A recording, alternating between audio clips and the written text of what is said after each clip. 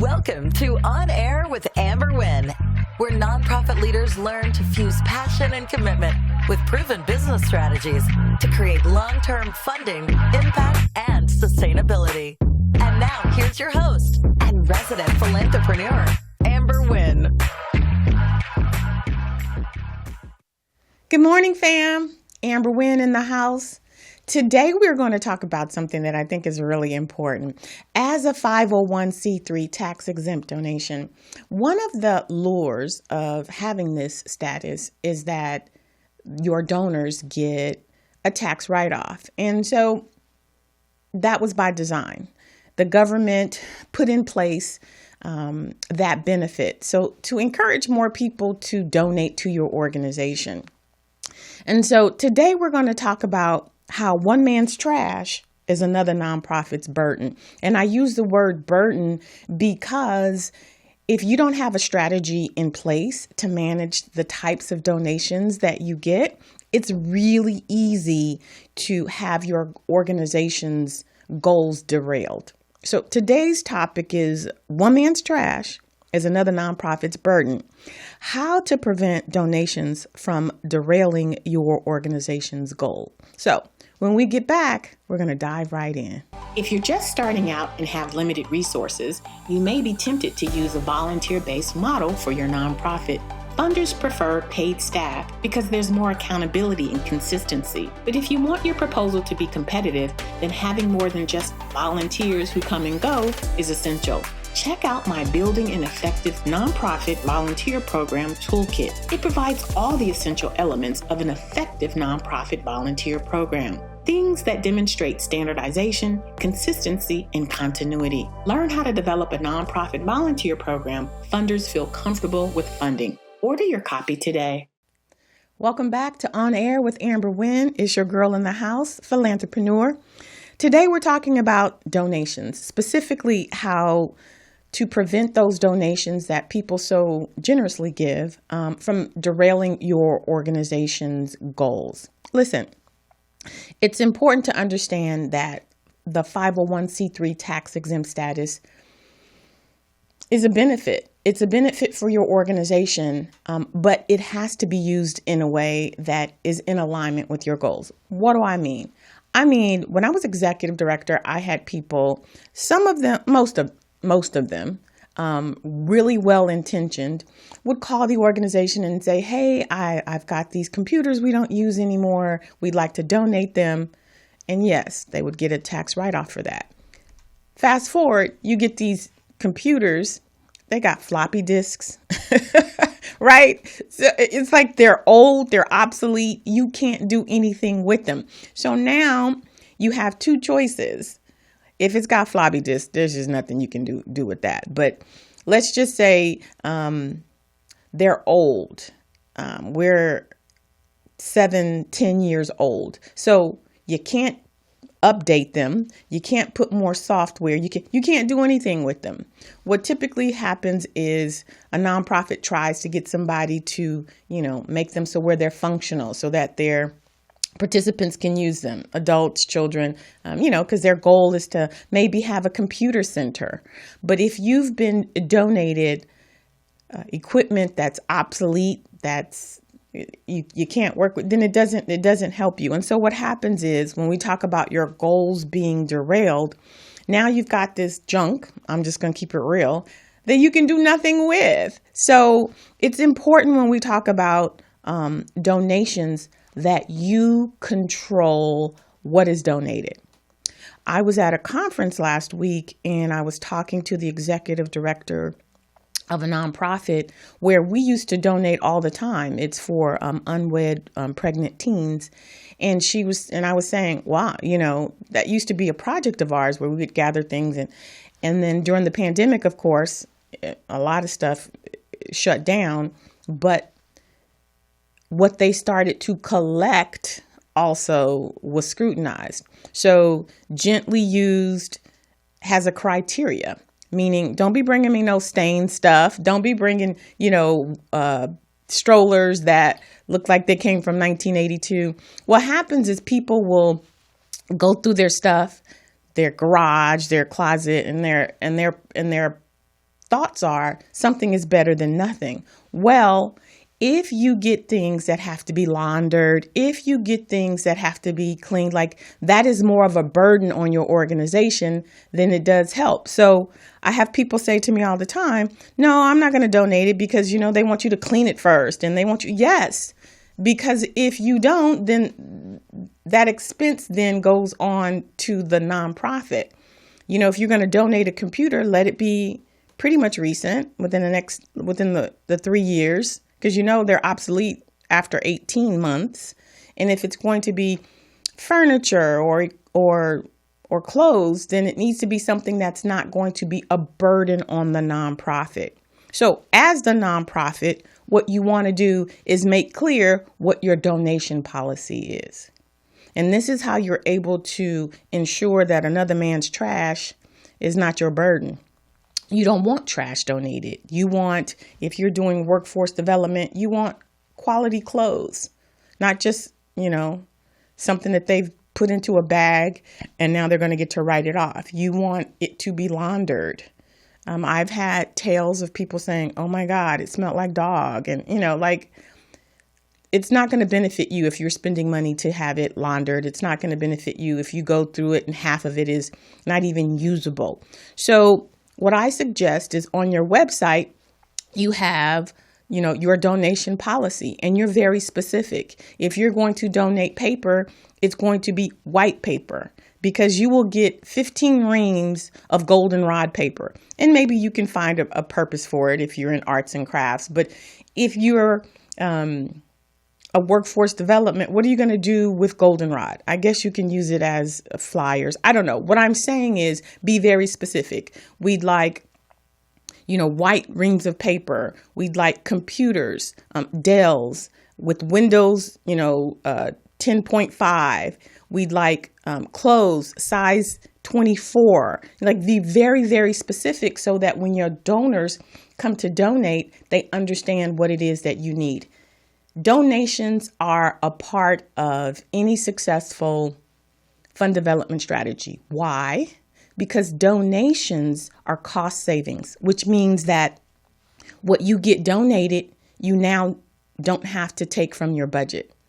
So that's a part of a fundraising strategy, right? You want to save as much of your budget as possible because when you have more money in the bank, then you have more flexibility just in case something comes up. So instead of buying 10 cases of paper, you get those cases donated. That's the money you don't have to spend from your budget. So definitely want to encourage donations. You just want to make sure that you are clear about what's being donated and you're not just taking anything that comes in. I had a client, she served veterans, and she calls me and she's like, oh, we got this donation.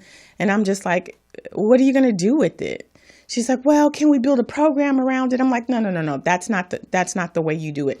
You have your programs and the things that are donated, you then, they should support the programs you already have. Unless, of course, there's like this great opportunity. The best donors are corporations because corporations are at the forefront of advanced technology. So if a corporation says we want to, donate our computers, there's a higher likelihood that they're going to be, more current. And so, yes, if you don't have any computers, this corporation donates their computer, then you can create a computer center. You can create some type of, program that utilizes those computers. But if it's old and it's junk and it's just more headache than it is help. So I just really wanted to point that out because we have a lot of founders who start their nonprofits and they're like, oh, we'll get that donated. Okay, you can get it donated, but be very clear about what types of things you're going to get donated. And again, it's real simple. You put it on your website, you put it on your Facebook, you put it on your Instagram, and you let people know what items would help you. So you don't want people just randomly bringing you things. You want them to see, oh, these are the types of items that would help to support your mission. So you always want to be in control, ladies and gentlemen, of the things that are coming into your organization. Because people will wait till it's tax time, and they will go through their closet. Yes, they will. and they will collect all of this stuff because they need a tax write-off. So now their trash is now your burden. And so instead of them taking it to the dump, they bring it to the nonprofit. They get the benefit of the tax write-off, and now you've got to figure out what to do with it. We don't have time for that. Your mission is important, and you have goals in place. So just make sure that you create some type of donation criteria. Put it on your website and your social medias. If someone calls you and say, hey, we wanted to make a donation, this is what you say. Amazing. If you could go to our website to see what our donation criteria is, I really would appreciate that. End of story. And they're like, you have a criteria, you're a nonprofit. Yes, ma'am. But we have a limited amount of storage. And so we just want to make sure the things that we accept are going to be in support of our mission. See? Easy response there, right? All right. We're going to pause now for a commercial. But when we come back, guess what we're going to do? We're going to ask Amber whatever pressing question you have going out there. So we'll be back in a minute. Are you struggling to fund your programs? Can't get a grant to save your life? Most consultants will share the what of how to start a nonprofit or how to fundraise. They may even share the why, but they don't share the how because that's where they make their money. Now, I'm not hating, I'm a businesswoman too, but I've been where you are, trying to make the world a better place, struggling to keep the doors open, up to the wee hours of the night, writing grants and doing whatever needed to be done. And because I've walked in your shoes, I'm not here to make you spin your wheels, waste your time or your hard-earned money. We ain't got time for that. The world needs you. I'm here to show you how to transform that pit you keep dumping your hard-earned money into a profitable nonprofit. I take my 30 years of nonprofit experience as a founder, executive director, program developer, grant writer, and funder, giving out over $7 million annually in grants.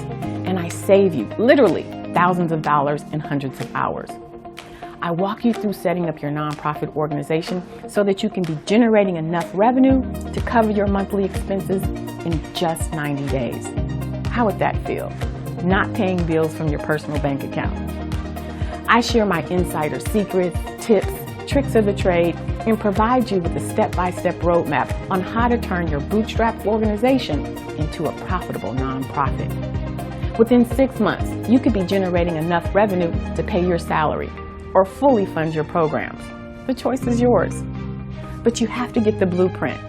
And it took me 3 years to develop it, but it's here, and it's going to change your life. Join my other successful clients who are just like you, full of passion and determination, but they had no idea all that it takes to run and fund a successful nonprofit. Now they're winning grants and drawing a salary, and they know what it is that they're supposed to be doing to run a successful nonprofit. They're no longer making it up as they go. They have the roadmap, and they're clear about next steps. And I want that for you too. So what do you get in this course? You'll walk away with knowledge, products, processes, and systems. Not just a bunch of promises, but exactly what you need to turn your organization into a profitable nonprofit. I promise, you don't need grants. What you need is a solid infrastructure. And this course is going to give you all of that and more. And what's more, it comes with a money-back guarantee. So go ahead, click the link below to register for this course. Welcome back to On Air with Amber Wynn. Today we're talking about how one man's trash is another nonprofit's burden. Now it's time in the episode for you to get your questions answered by your girl. It's called Ask Amber. And in this week's episode, we have a question from Letitia in San Bernardino. Letitia says, my board president recently resigned. She wrote this long letter to the rest of the board saying I had founder syndrome and was choking what could be a very impactful organization because I wouldn't listen to her. This is my organization. I started it 10 years ago. It's been my blood, sweat, and personal funds that's gotten it to this point. I won't just let people change the mission of why I started this organization. I've been told other board members are thinking about resigning or firing me from my nonprofit. I know I'm rambling, but I'm so upset that someone or this group would think about taking my organization from me. My question is, How do I go about firing this board and starting from scratch with people who understand that this is my vision and that they are here to support me? Well, Letitia. Hey, girl. Hey. And a couple of things, and I'm going to start with the legal points of clarification, because I think this is important. First of all, I want to say to you that you will always be the founder. As long as the organization is active and, you're doing what you need to do, you will always be the founder. However, what the IRS has said, right, is that number one, this is a public charity, and a public charity can never be owned. If you read in your bylaws, it says if this organization is dissolved, your assets, the assets of the company, has to be distributed to other 501c3 public charities. It's not going to come to you. It's going to go to another nonprofit. Why? Because it is a public charity. So regardless to what you think or believe or, the 10 years that you've put into this organization, it is not your organization. You founded it, but you don't own it. If you have an LLC, a corporation, you own those, right? But a public charity, a 501c3, cannot be owned, not by one person, not by the founder, not by the board, not by a group of people. You cannot own it. The second thing legally that I want you to understand is that the IRS has set up the structure for the public charity. What does that mean? That means that the governing entity, the board, is responsible for hiring and firing the executive director. So if you serve as the founder in the executive director role, which most people do because that is the only role, leadership role that can, get paid. You can't get paid as a board member, as a president. If you serve as the executive director, even if you're the founder, it is the fiduciary responsibility of the board of directors to not only hire, but to support and to fire the executive director. That's why you hear of people, saying, oh, the board fired me, because legally they could, because that's the way the IRS set up the nonprofit. So I just wanted to point out those legal things, right? The next thing I want to say to you is there is such a thing called founder syndrome. And founder syndrome is when you as the founder, you're not open to new ideas. You're not open. You're just not open, right? You say what you said here, this is my organization. If you don't like it, you can take the high road. That's not healthy for a nonprofit. You need to be open so that the organization can grow. And here's the thing. The board is not at the service of the executive director. It's the other way around. The board is responsible for hiring and firing the executive director. So you're at the service of the board. So when they say that they can fire you, they absolutely can. So I want to answer your question.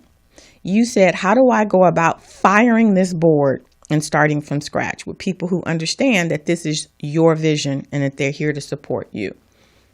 What I'm going to honestly recommend is that you bring in a nonprofit professional who can mediate between you and the board. Because my question is this: if this is just one person who's mouthing off, okay, it's just this one person. She's going to resign. Let her be about her business. But if the other people too are considering, stepping away from your organization, there seems to be the common denominator, you. Have you taken a step back to see if what they're talking about has any merit? Because here's the other thing. The IRS has made it the fiduciary responsibility of the board to fundraise, to support you. So if you are running the organization in such a way that the board is not exercising its fiduciary responsibility, which is to guide the organization because you won't let it, then are they going to be receptive to fundraising? I'm pretty sure that the answer is no. So I'm going to encourage you, beloved, to just take a step back and to listen to what it is that your board is saying. Maybe what they're trying to do is not the way that you would do it. But my question is, will it get you to your end goal? If your vision is to support seniors and you thought that you wanted to go into all of these, I don't know, senior homes and provide whatever, and they want to do a conference, does that support your mission of supporting seniors? You see what I'm saying? So one of the things I had to do when I was an executive director is to look at how many ways can you skin a cat. When I'm type A, and I have a tendency to want to do things my way. But what that gets you to, type A people, is exhaustion, burnout, right? And so if you build leaders, if you allow your leaders to lead, what that's going to do is to increase your capacity. So Letitia, just look at what it is that your board is saying. See if there's any validity to it. See if what they want to do will get you to where you want to be. It's just not your way of getting there. But I definitely want to encourage you to get a mediator to have this conversation. The last thing I'm going to say to you is, it sounds like you're not really up to date on what the IRS says a nonprofit is and how it's supposed to run. So I'm going to encourage you to get more information about what a nonprofit is and what it's not. You can always go to my website because I have lots of resources explaining to you what the fiduciary responsibilities are of a board and what that looks like in terms of founders and executive directors. Thank you so much for your questions. For the rest of you out there, if you have questions and you want me to answer, hit me up on any of my socials. I am excited to respond to your specific questions. And yeah, that was a doozy. But we're going to keep it moving because now is the time of the episode that I get to do what I love to do, which is to shine a light on amazing nonprofit leaders, my founders and executive directors. We are starting a whole new series, the Nonprofit Spotlight. It's called Shine On, where I get to share with you either an amazing nonprofit or a consultant or an agency that supports our nonprofit. For this series, I'm going to share with you our first session with the executive director, Christine Heinrich, and she's from the Compton Girls Club. Now, y'all know I'm from Watts, and so woo out to Compton. But I want you to just listen to this first part where Christine is talking about why she started the organization and what she hopes to accomplish with this amazing organization called Compton Girls Club. Let's listen to Christine Heinrich of Compton Girls Club.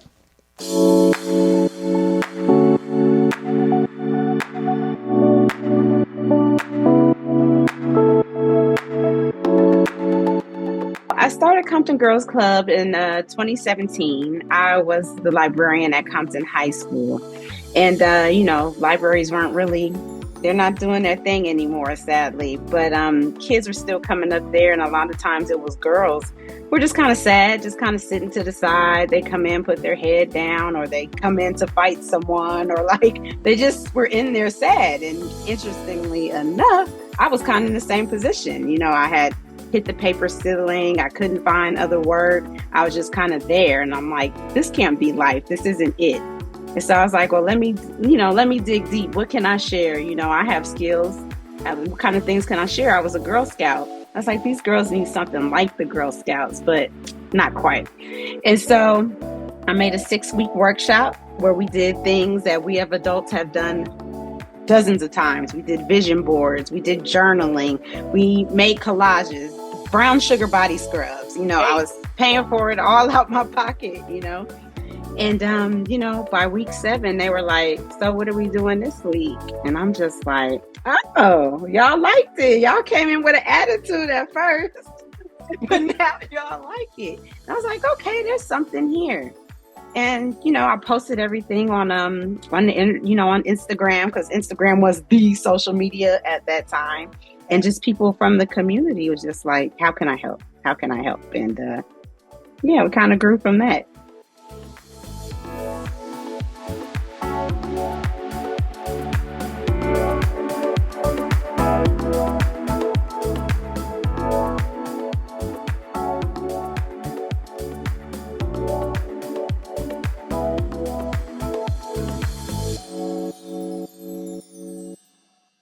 Welcome back. You're on air with Amber Wynn.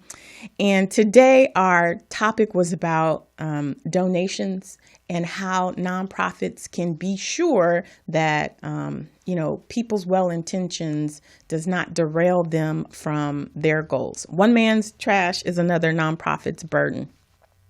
I'm going to encourage you to do what I said earlier in the episode, to create a donation criteria posted on your website, on your socials, so people are very clear about what it is you need and not just bringing you junk that you then have to figure out how to get rid of.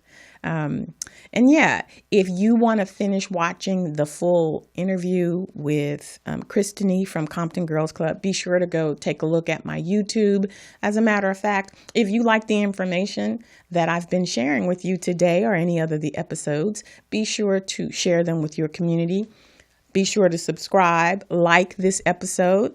Y'all know how those algorithms go. All right, guys. Thank you so much for your support. Thank you so much for being in community with me. I am your biggest cheerleader and your biggest fan. And so that's why I'm going to close out this episode by encouraging you to take care of yourself like you take care of your community. See you next week. Thanks for listening. If you enjoyed this episode, subscribe and leave a review on iTunes.